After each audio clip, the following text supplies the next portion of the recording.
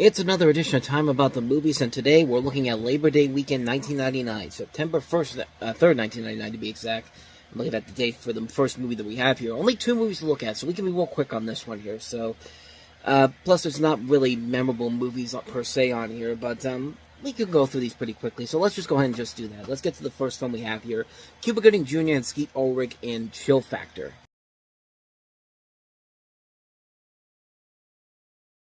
Clearly trying to create the next Lethal Weapon, huh, guys?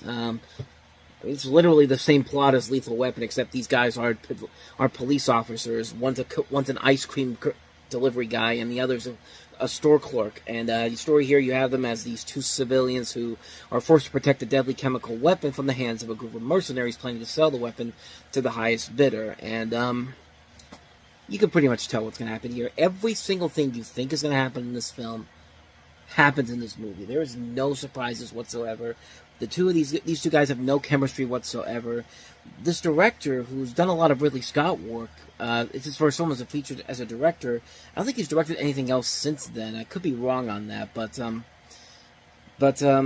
you would think they would give him a better film to work on than this. And where did you spend $70 million on this movie? I couldn't believe the budget on this was $70 million, and this thing barely made $12 million worldwide. I mean, it was a flop, and quite frankly, it didn't really take a whole lot for this to be a flop because, like I said, Cuba Gooding Jr. and Skeet Ulrich have no chemistry whatsoever. It's not that funny, it's not that clever, it's not that interesting. And like I said, you could predict everything that's going to happen from this point forward. I mean, I don't think I need to tell you what happens in here. What you probably think happens in your head when you think of a film like this, yeah, that definitely happens in here. I didn't even need to tell you what it was, but it's that uninventive, it's that uninspired. It's a film that they were clearly trying to set up the next big action franchise, but the problem is they didn't have a good script to work with here, and they wasted the potential of this decent cinematographer who's done a lot of, like I said, a lot of Ridley Scott movies that are nicely shot overall, but here, they don't give him much to do here whatsoever. He doesn't have a good script here.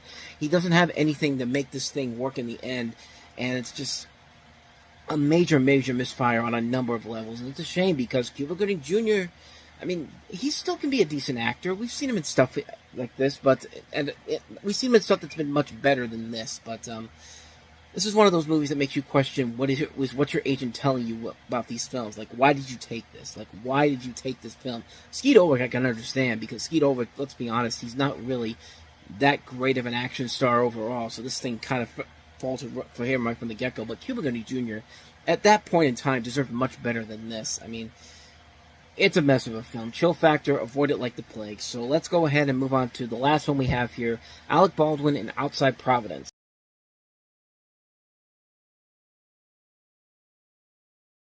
Technically, they only wrote the script for this, and they were also producers on it. They didn't direct this film, but this was a point where you have, they came off of There's Something About Mary, and they were, they were trying to see if their name could sell a lot of these movies that they had their name on it, and not so much. The films that they did not produce did not do well as far as their producing efforts at the beginning of their careers, but of their success after There's Something About Mary. But you have a story here about this guy played by Sean Hatosy, it's about his life of mischief, his incentive to attend the Cornwall Academy preparatory boarding school, and his realization that the haze in which he's lived in has to give away something that will stay with him forever. And he meets a woman played by I'm trying to see who this person is because I don't know.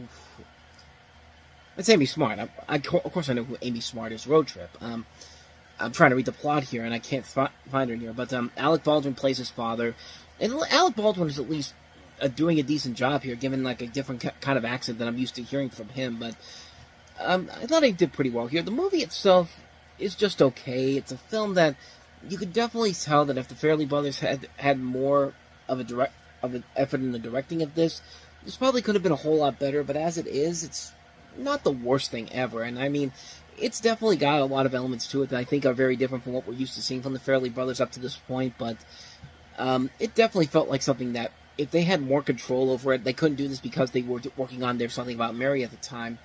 And you got some decent performances here overall. Sean Hatosy, I thought, was doing a pretty good job. John Abrams, Jonathan Brandis, George Wentz also in here as well. The film overall itself is not bad. It's not a bad film whatsoever. Not a great film, but it definitely could have used a lot more of a little bit of the Fairley Brothers' efforts into this to make this more stand out more overall. It's a film that's okay, but definitely could have been a lot better had the Fairley Brothers have been more involved in this. But I'd say give it a watch. For a one-time watch, it's not the worst thing ever, but at the same time, you do kind of expect a little bit more from it. But that's pretty much all I got to say about that one. That's Outside Providence. And so on that note, we wrap up another edition of Time About the Movies. We'll head into September 10th with 3 more films, including Gabriel Byrne and Patricia Arquette, I believe, and Stigmata.